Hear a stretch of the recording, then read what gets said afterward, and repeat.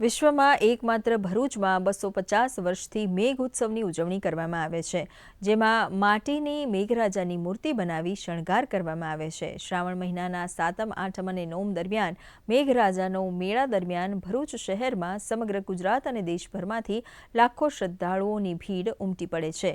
મેઘોત્સવમાં 25 ફૂટ ઊંચી વજનદાર છડીને ઝુલાવતા યુવાનોને જોવા શ્રદ્ધાળુઓ ઉમટી પડે છે. સમગ્ર ઉત્સવ દરમિયાન ખારવા સમાજની છડી, સોલંકી સમાજની છડી તેમજ ભોઈ સમાજની છડી ભેટાડવામાં આવે છે, જે જોવા માટે મોટી સંખ્યામાં લોકો આવે છે.